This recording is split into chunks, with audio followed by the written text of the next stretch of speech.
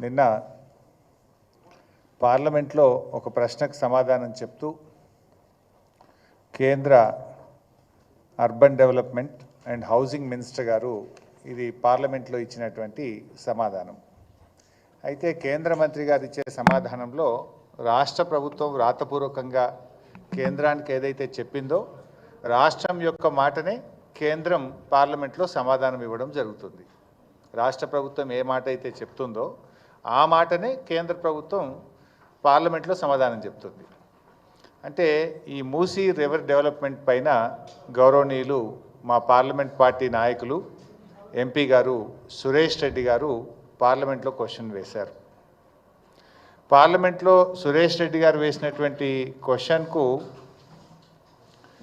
పార్లమెంట్లో సమాధానం చెప్పారు. సమాధానం ఏంటంటే ఆ సమాధానం చదివితే మీరు కూడా చూస్తారు. I can read out and tell you.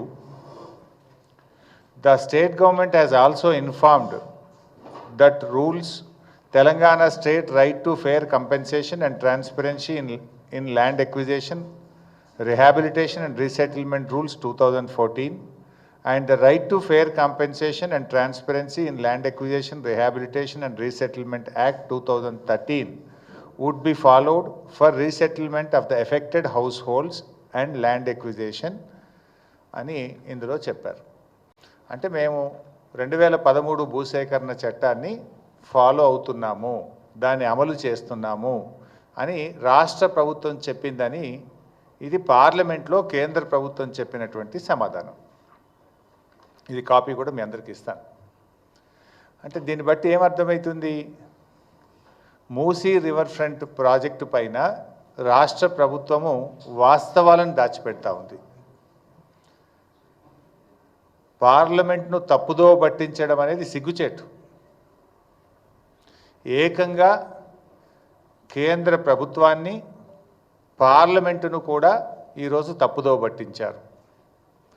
కేంద్ర ప్రభుత్వానికి పార్లమెంటుకు చెప్తున్నది ఒకటి, ఇక్కడ అమలు చేస్తున్నటువంటిది ఒకటి. ఈ క్వశ్చన్ మీరు చూస్తే ఇది unstarred question, question number 69, date 25 November 2024.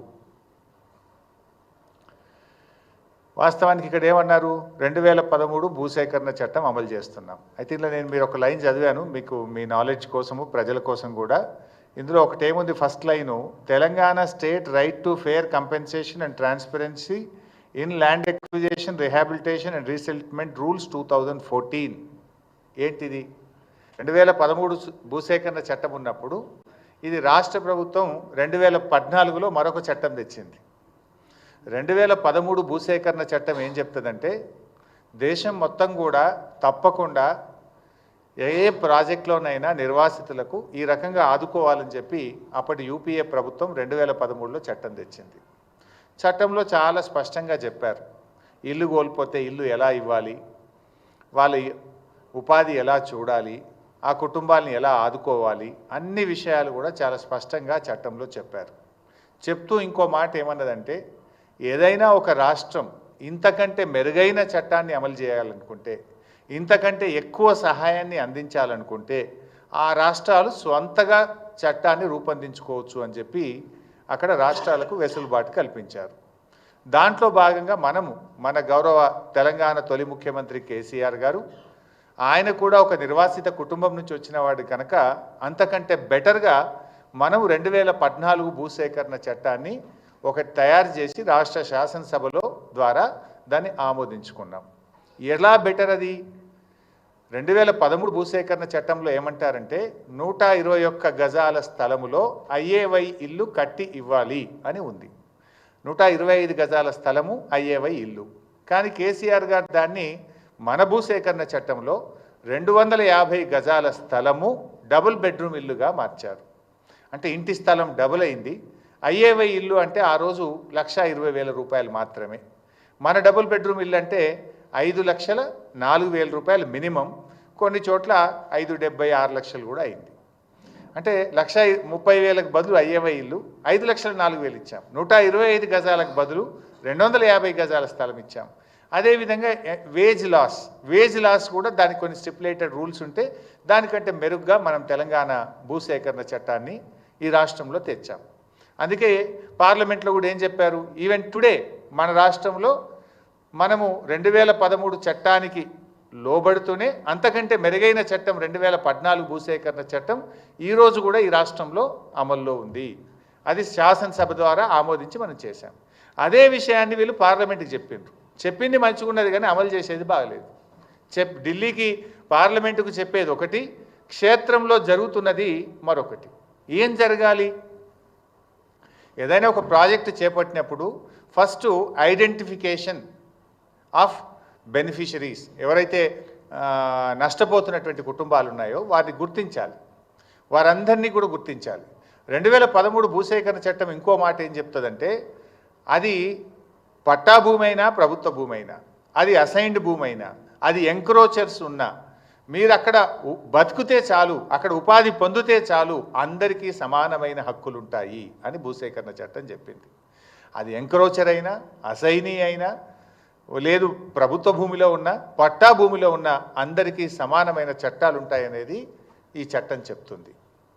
అయితే ఏం చేయాలి వీళ్ళు? ఫస్ట్ వాళ్ళను ఎన్యూమరేషన్ జరగాలి. ఎన్యూమరేషన్ జరిగి పిఎన్ నోటిఫికేషన్ 60 రోజుల టైం ఇస్తూ ప్రముఖ దినపత్రికల్లో నోటిఫికేషన్ ఇవ్వాలి. Family wise, structure wise notification ఇవ్వాలి. 60 రోజులు నోటిఫికేషన్ ఇచ్చి 60 రోజుల్లో అబ్జెక్షన్స్ కాల్ఫర్ చేస్తారు.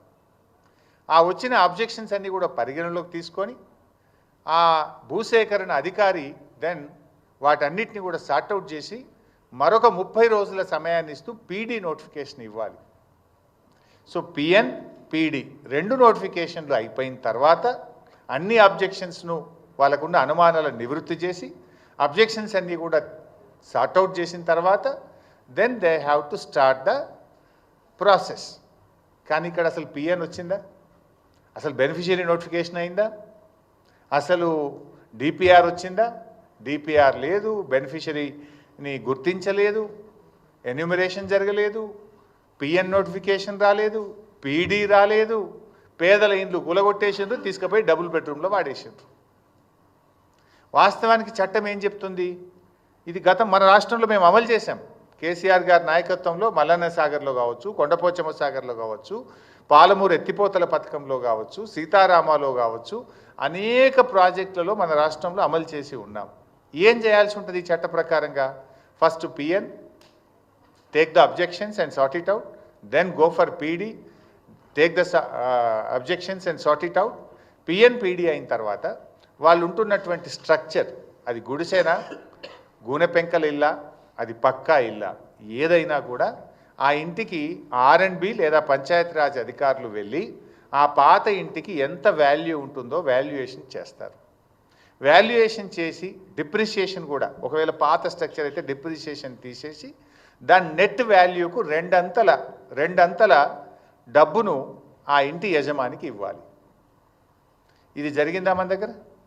నో. పాత ఇంటికి ఇంజనీర్లు ఎస్టిమేట్ చేసి డిప్రిషియేషన్ తీసేసి నెట్ వాల్యూ మీద రెండంతల డబ్బు ఆ ఇంటి యజమానికి ఇవ్వాలి. This is number 1. Number 2, wage loss. అంటే వాళ్ళు ఉపాధి కోల్పోతారు. నిజంగా మూసీలో ఎవరి ఇండ్లు పోయినా ఎక్కువ ఎవరి పోతున్నాయి ఈ నిమిషానికి?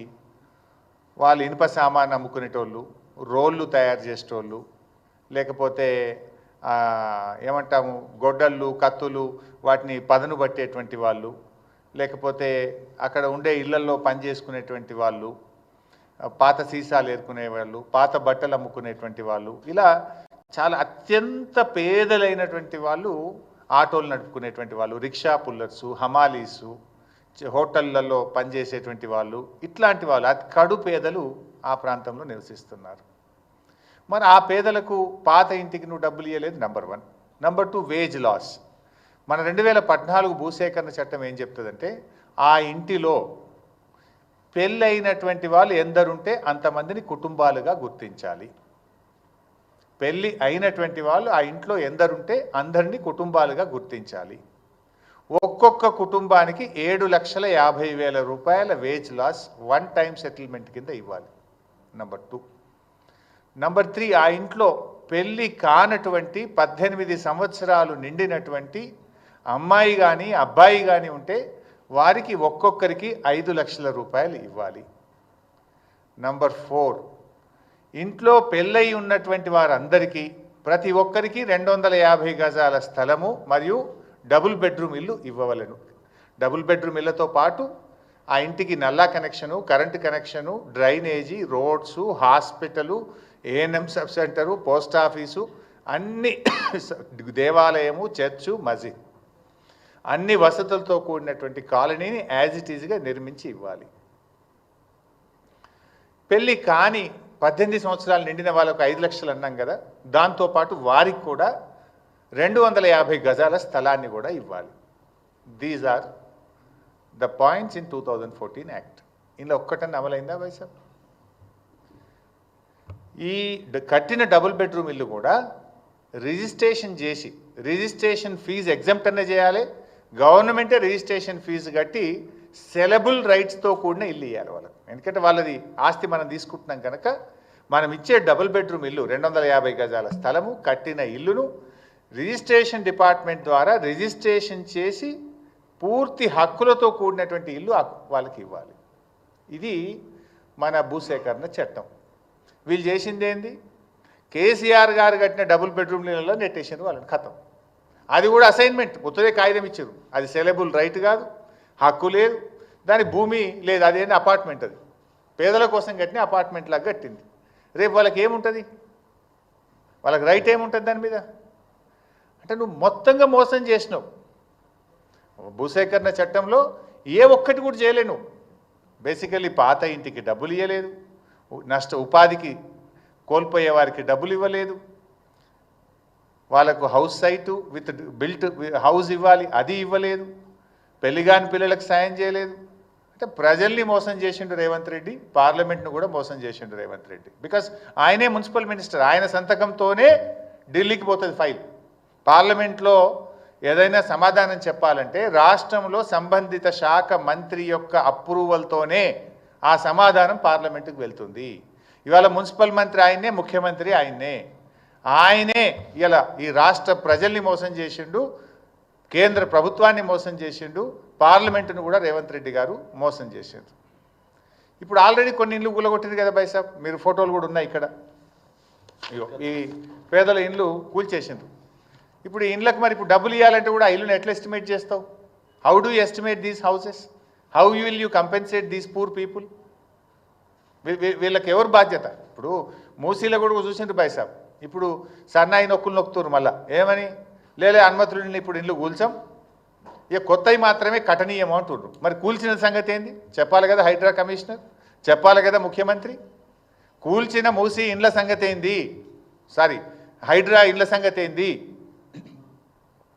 నాకు ఇంటికి అన్ని అనుమతులు ఉన్నాయి అని కుయ్యో మొర్రో అని మొత్తుకున్నా, కాళ్ళ మీద పడి వేడుకున్నా, రోడ్డు మీద పడి గిలగిల కొట్టుకున్నా కనికరం లేకుండా పేదల ఇండ్లు కూల్చిండ్రు కదా హైడ్రా పేరిట.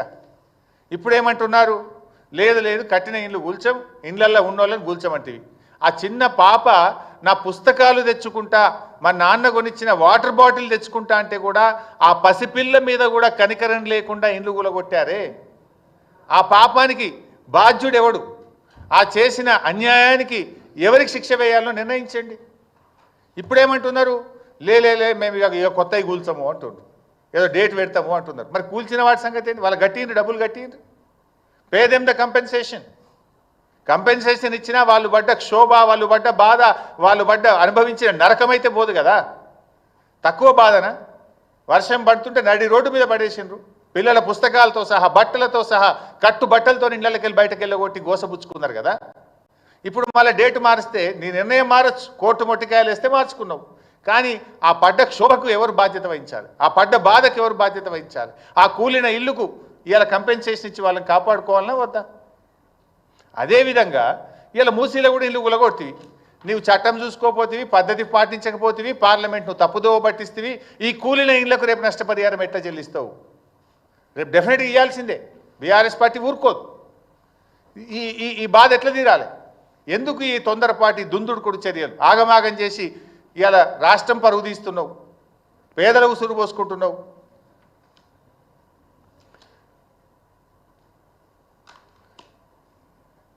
ఇవాళ ఇంకో చిన్న ఎగ్జాంపుల్ కూడా చెప్పాలి మీకు. ఎక్కడ కూల్చింది వీళ్ళు? దాదాపు శంకర్ నగర్, వినాయక్ స్ట్రీట్, ఇట్లా ఒక 4-5 చోట్ల సబ్జెక్ట్ టు కరెక్షన్ ఒక 280 మందిని ఖాళీ చేయించి డబుల్ బెడ్రూమ్ ఇళ్లకు పంపించినట్టుగా టీవీలో పేపర్లో చూశాను. Almost 280 families. ఒక చిన్న ఎగ్జాంపుల్ చెప్తే ఎట్లా నష్టపోయారు. ఓల్డ్ మలక్పేట్లో శంకర్ నగర్లో ముజాహిద్ అనే ఒక ఆయన నివాసం ఉంటుండే. ఆయన పేరు ముజాహిద్, ఆయన భార్య పేరు షాహీన్ బేగం, ఆయన భార్య పేరు. సో షాహీన్ బేగం ముజాహిద్కు 3 కొడుకులు, 1 బిడ్డ. అందరికీ పెళ్ళిళ్ళు అయినాయి. అంటే 4 భార్యలు, 4 భర్తలు, అంటే వాళ్ళు 8 మంది, వీళ్ళు తల్లి తండ్రి 10 మంది, వాళ్ళకు పుట్టిన పిల్లలు కలిపి 16 మంది ఉంటున్నారు ఆ ఇంట్లో. ఓల్డ్ మలక్పేట్, శంకర్ నగర్, ఒక ఇంట్లో మూసి దాంట్లో 16 మంది ఉంటున్నారు. వీళ్ళు పోయినరు, ఆ ఇల్లు ఊలగొట్టి డబుల్ బెడ్రూమ్ ఇచ్చిండ్రు. ఆ డబుల్ బెడ్రూమ్లో 16 మంది ఉండగలుగుతారా? వాళ్ళు ఉంటున్న మూసి ఇంట్లో 8 గదులు ఉన్నాయి. 8 గదుల్లో 5 కుటుంబాలు బతుకుతున్నాయి. 3 కొడుకులు, 1 బిడ్డ, తల్లి తండ్రి. 8 గదుల ఇంట్లో 16 మంది నివసిస్తుంటే ఆ ఇల్లు కూలగొట్టి ఒక డబుల్ బెడ్రూమ్ ఇచ్చి మీరు వెళ్ళిపోండి అన్నారు. ఆ పాత ఇంటికి రూపాయి ఇయ్యలే. కానీ 2013 భూసేకరణ చట్టం ఏం చెప్తుందంటే, పెళ్ళైన వాళ్ళు ఇంట్లో ఎందరుంటే అన్ని డబుల్ బెడ్రూమ్లు వేయాలి. అంటే వీళ్ళకి ఎన్ని వస్తాయి? 5 డబుల్ బెడ్రూమ్ ఇల్లు రావాలి ఆ ఇంటికి. రావాలా? నువ్వేం చేసినావు? కేసీఆర్ కట్టించిన ఒక ఇల్లు ఇచ్చి వాళ్ళని బలవంతంగా నెట్టేసి నేనేదో గొప్ప పని చేసినా, మానవత దృక్పథంతో చేసినా అంటున్నావు. మానవత దృక్పథం కాదు, ఇట్ ఈస్ దేర్ రైట్. భారత రాజ్యాంగం, భారత పార్లమెంటు వాళ్ళకి ఇచ్చిన హక్కు అది.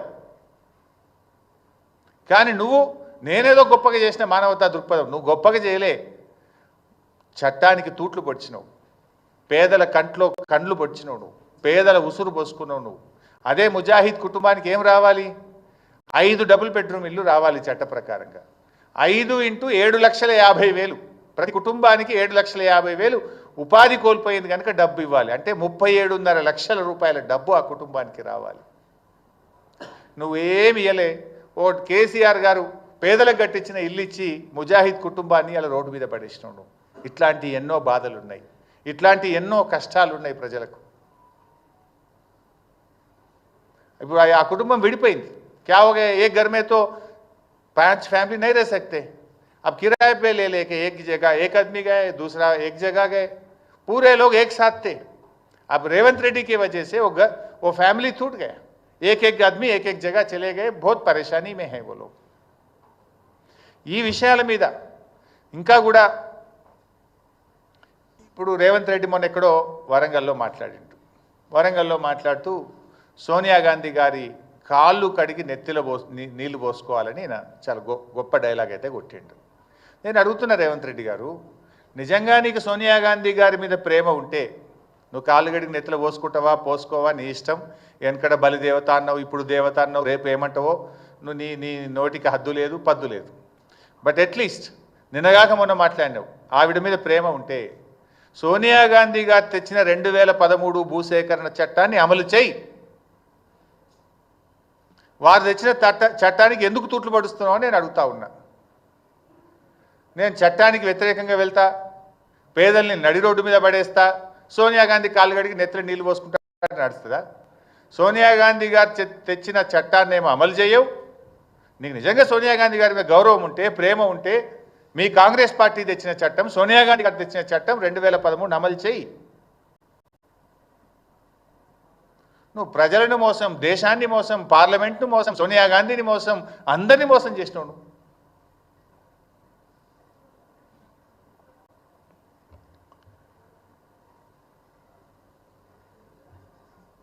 ఈ ప్రభుత్వాన్ని, రేవంత్ రెడ్డి గారిని నేను సూటిగా అడుగుతా ఉన్నా. దీని మీద నేను బహిరంగ చర్చకు సిద్ధం. ముఖ్యమంత్రి గారు ఎక్కడికి రమ్మంటారో చెప్పండి. రేపు డెఫినెట్గా వీఆర్ రెడీ టు స్పీక్. నువ్వే చెప్తున్నావు మేము గొప్పగా చేసినామని. ఎక్కడ గొప్పగా చేసినా? ఇప్పుడు నేను ఈ పాయింట్స్ అన్ని రేజ్ చేసిన. Please answer my questions.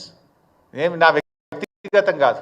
ఇప్పుడు ఎట్లయిపోయిందంటే కాంగ్రెస్ పార్టీ ప్రతిపక్షంగా మేము ఏదైనా ప్రజాపక్షాన్ని మాట్లాడితే మా మీద బురద జల్లుడు, మా మీద ఏదో ఒక పాత తీసి బుల్డోజర్ ఎక్కిస్తారా, చంపేస్తా, తొక్కుతా, ఇవి కాదు కదా, తొక్కుతా, సంపుతా, బుల్డోజర్ ఎక్కిస్తా, లేకపోతే మా మీద ఏదో బుర్రజల్లుడు, మీ లీడర్లను పెట్టించి మమ్మల్ని తిట్టించుడు. This is not the solution. If you are fair, come on, let us discuss. I'm ready for open discussion. ఏ టీవీ ఛానల్ కూర్చుందామా, ఎక్కడ కూర్చుందాం చెప్పు, సెక్రటరేట్ రమ్మన్నా నేను వస్తా. పెట్టు, ఆల్ పార్టీ మీటింగ్ పెడతా అని మాట్లాడినావు మూసీ మీద. మేము మాట్లాడితే yes we are ready to come and discuss అని చెప్పినాం. కేటీఆర్ గారు చెప్పారు, నేను కూడా చెప్పాను. ఎందుకు పెట్టలే ఆల్ పార్టీ మీటింగ్? పెడితే ఈ అన్ని ఇష్యూస్ మేము డిస్కస్ చేద్దాం కదా. ఎందుకు పెట్టలేను? పార్లమెంటు తప్పుదో పట్టిస్తున్నావు. 2013 భూసేకరణ చట్టం అమలు చేస్తున్నాను. సోనియా గాంధీని కూడా మోసం చేస్తున్నావు నువ్వు. అందువల్ల దీని మీద బహిరంగ చర్చ పెట్టాలి. లేదు, ఆల్ పార్టీ పెట్టండి. We are ready to give suggestions. చాలా స్పష్టంగా చెప్పాం, మూసీ పునరుద్ధరణకు బీఆర్ఎస్ వ్యతిరేకం కాదు, కానీ మూసీ ముసుగులో రియల్ ఎస్టేట్ వ్యాపారానికి వ్యతిరేకమని చెప్పాం. మూసీ ముసుగులో రాష్ట్ర ప్రభుత్వ నిధులు కొల్లగొట్టడానికి వ్యతిరేకమని చెప్పాను తప్ప మూసీ ప్రాజెక్ట్ అది ప్రారంభించిందే కేసీఆర్ అండ్ బీఆర్ఎస్ పార్టీ. దీని మీద డెఫినెట్గా ఒకటి, బహిరంగ చర్చకు ప్రభుత్వాన్ని డిమాండ్ చేస్తున్నాం.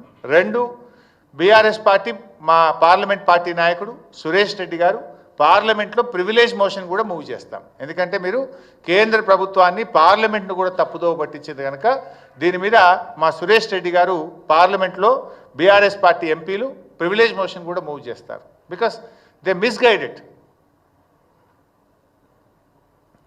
మూడవది, న్యాయస్థానానికి కూడా వెళ్తాం. ఆ నిరుపేదల పక్షాన వాళ్లకు right to fair compensation act 2014 ప్రకారంగా వాళ్ళకు న్యాయబద్ధంగా చట్ట ప్రకారంగా రావాల్సిన అన్ని హక్కులు వారికి కల్పించడం కోసం బీఆర్ఎస్ లీగల్ సెల్ ఆధ్వర్యంలో న్యాయస్థానాలకు కూడా వెళ్ళి పూర్తి స్థాయిలో ఆ పేదలకు సాయం చేయడానికి బీఆర్ఎస్ పార్టీ కృషి చేస్తుంది. 4, శాసనసభ సమావేశాలు ఏదో 9వ తేదీ నుంచి ప్రారంభం చేస్తామని అన్నారు. తప్పకుండా దీనిపైన బీఆర్ఎస్ పార్టీ శాసనసభలో కూడా ప్రభుత్వాన్ని నిలదీస్తుంది, ప్రభుత్వాన్ని ప్రశ్నిస్తుంది. మేము ఈ మూసీ బాధితులకు పూర్తి సహాయం జరిగే విధంగా రేపు శాసనసభలో కూడా బీఆర్ఎస్ పార్టీ పోరాడుతుంది. Thank you.